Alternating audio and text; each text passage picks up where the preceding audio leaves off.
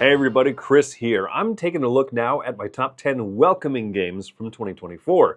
Welcoming meaning games that you could introduce to just about anybody, play with groups of people that maybe aren't as knee-deep, thigh, or even chest-deep as a lot of us are into the board gaming hobby.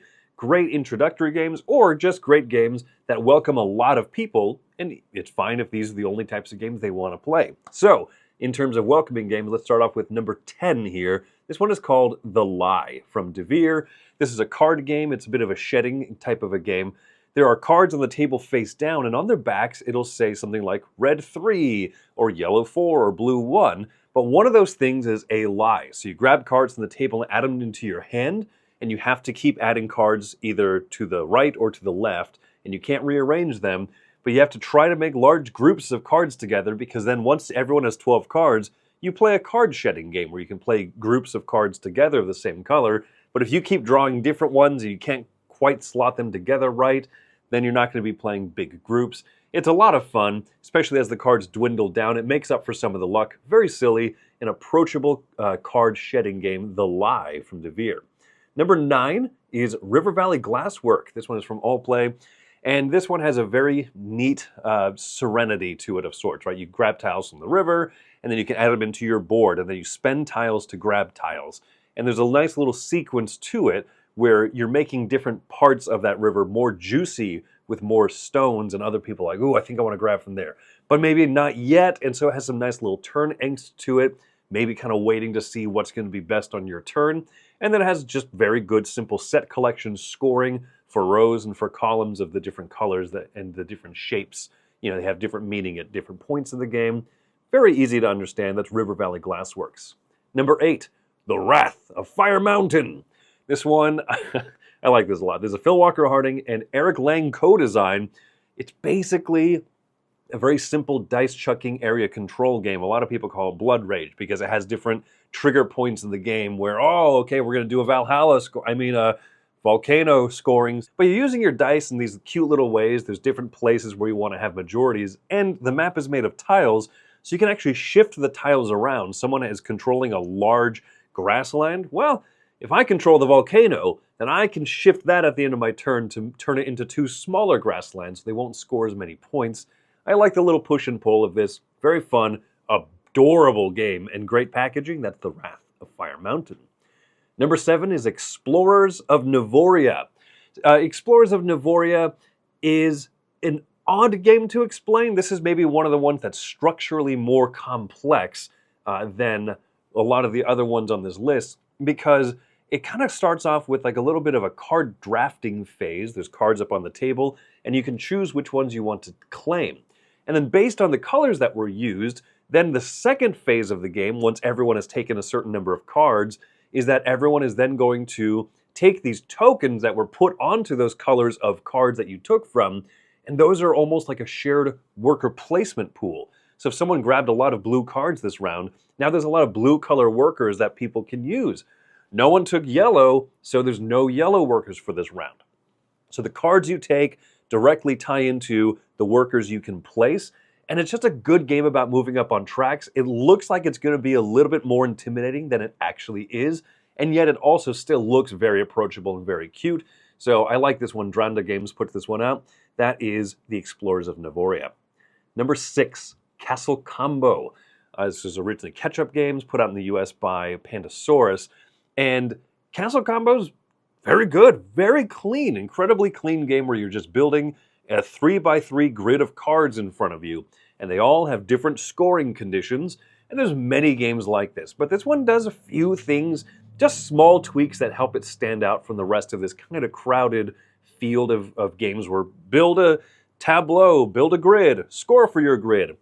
And there's plenty of great games that I enjoy that do that, but this one has enough little symbols and colors and rows and columns, and then try to have more or less or none of these things. But also there's a good amount of currency. There's 2 types of currency that you're managing in the middle of the gameplay. I think that's what elevates this one a little bit for me above the others. But I think that it still is approachable enough that anyone should play this one if you like just kind of neat puzzly games. Very quick, very fun. That's Castle Combo. Number 5, Foundations of Metropolis. This one is the regular-sized box version of Foundations of Rome. In my opinion, I think this is what Foundations of Rome should be, but I understand. People want their Kickstarter toys and their giant plastic miniatures, but I'm never gonna own Foundations of Rome. I am owning Foundations of Metropolis because it fits on a normal human shelf, but it has the same core gameplay that's great. You are just going to be trying to pay for different lots of land and build up and construct your buildings in these different shapes. Very tense, very interactive as people are taking up spots of land that you want. You're like, oh, well, I can't quite build this large building over there. I'll do some other things instead. So it's a lot of opportunistic play. Really neat. I enjoyed a lot. That's Foundations of Rome, number 5. Number 4, this game is killer.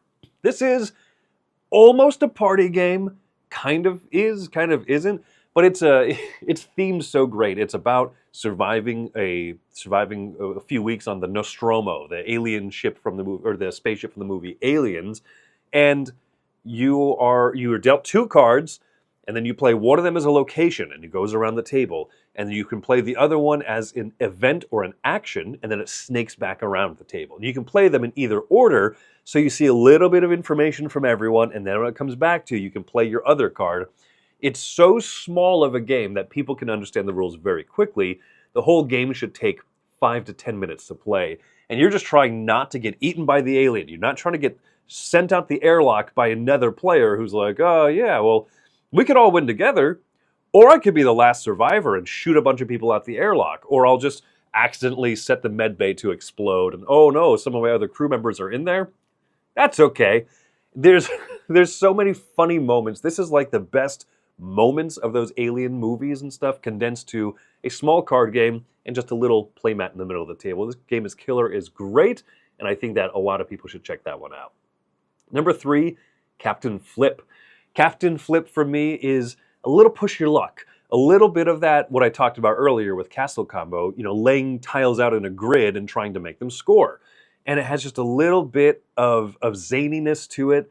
Very approachable, very fun. Every time you draw a tile from the bag, you can place it into a grid, or you can choose to flip it over and see what's on the other side. But if you do, you're stuck with it. So I love that you can bust at the end of the game by having too many cannoneers. They're going to blow up your pirate ship. But they're worth a lot of points as you lay them out.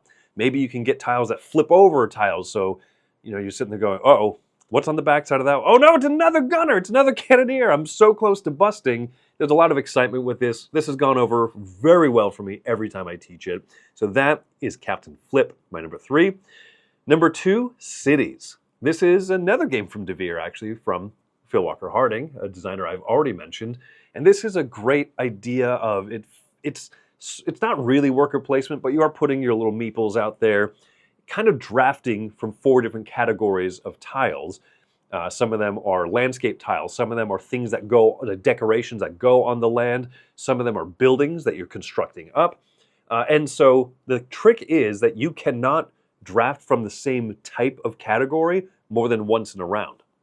So I might take a landscape first, and someone else goes and they take buildings. And I'm like, okay, well, they can't take buildings again. What do I go for next? Because a lot of, we're looking at those features, those landscape features. Ooh, should I rush there first or should I get the buildings I want? So much great turn angst in this game. Very simple rules. Once again, building a grid of tiles, but the fact that you can also construct buildings that go vertical and stuff. Lots of different scoring objectives to work for. Neat amount of game with a very simple rule set. That's Cities. Now, my number 1 welcoming game. This is a game that I think everybody should play, and I think that everybody can, and that's Ito. Ito is a bit of a party game as you're trying to lay out cards numbered from the lowest to highest. But you select a category, and so maybe the category is like tastiest foods, and you're dealt the 76 card. You're like, ooh, I gotta name a pretty tasty dish, but not the tastiest dish, otherwise they'll think I have like a 90 or a 95. And someone just puts out there like rotten salmon that's been sitting in the back of the fridge for a week. And you're like, got it, that's like a 1. That's like a 1 to a 5. And someone else goes like, nuclear acid. And you're like, okay, that's the one. So you're trying to lay them out, and you say something pretty good, someone says something really great, and you just kind of have those conversations about trying to line up the cards in the correct order, and then you flip them over and see if you got it right. It works really well with the lower player counts if everybody takes 2 numbered cards. or you can kind of work up to it. Plays well with large groups. This is great. The amount of fun discussions I've had and the fact that people of any age can play it.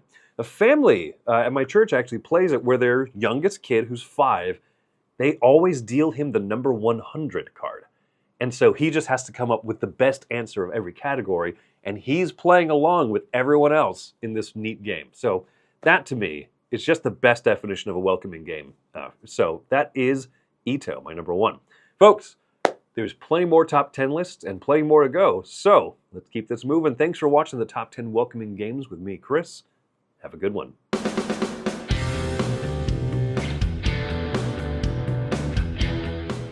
Hey folks, thanks for watching another one of our videos. If you like our videos, if you like our channel, you would love to game with us at one of our conventions. Check out Dice Tower Cruise, Dice Tower East, and Dice Tower West.